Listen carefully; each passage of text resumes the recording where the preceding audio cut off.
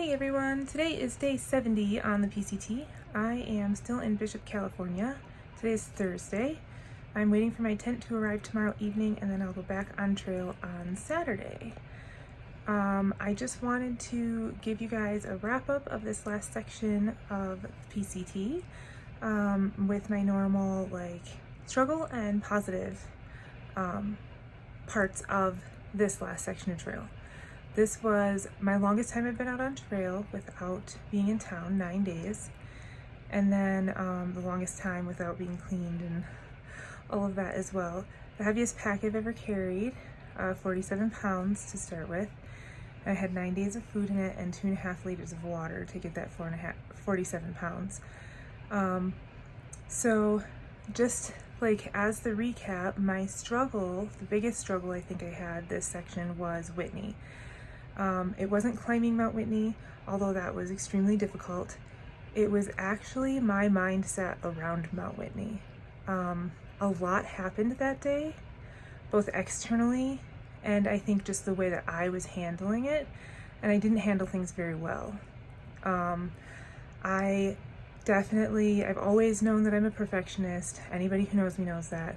I like to be in control of things, and I was in control of absolutely nothing, and it felt like everything was going wrong, and I just was focused on that, and it really put me in a bad mindset, and I had to get over the fact that I couldn't control all of those things.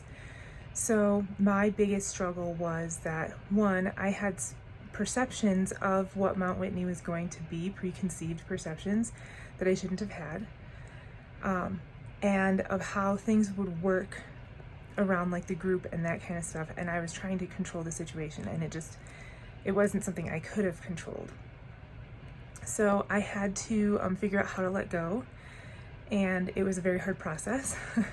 But that's part of being out on trail too, and that's part of life and learning, and I'm very grateful for it, and all in all it's going to be a really good thing for me. And so that was my biggest struggle. It's also gonna I think drive some changes in how I'm approaching the trail, at least in this next section, and how I'm processing and thinking about things. I think my biggest thing that I overcame, or positive, is also the same thing actually, because I think coming out of that, it took me a long time to come to a conclusion.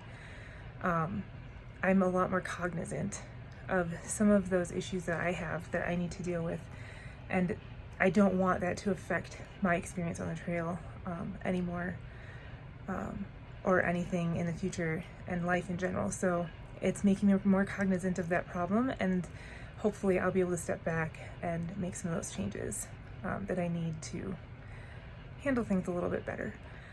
As far as the positive thing, I want to mention a second one, because even though that was positive, it still kind of wraps into that struggle I had. The second positive I had was Forester Pass. It was incredible. I loved it. It gave me so much confidence, and I feel like I can handle these other passes. I've looked ahead, there's really not a lot of snow, and I feel like I can kind of do this, and it gave me the confidence to know that I can go forward, not have a group, handle my stuff, and there's other people out there that if I get to somewhere where I do feel like I need someone, I can just sit and wait and somebody will eventually come along. So to me that was kind of empowering, plus the pass was just insanely gorgeous.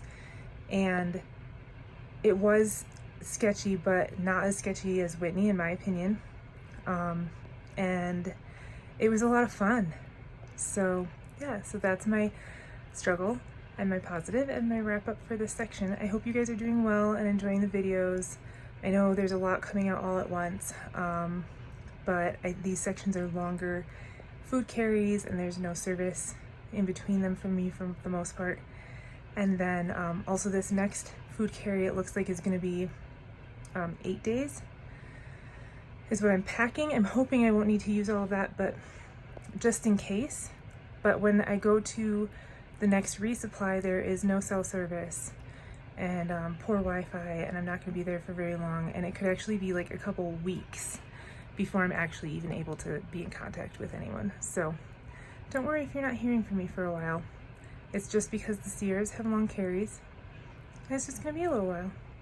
So I hope you guys are all doing well, and enjoying the videos. Have a great night. Hey everyone, today is day 71 on the PCT. I took another 0 yesterday and today in Bishop, California, waiting for my tent, which has arrived and is right behind me.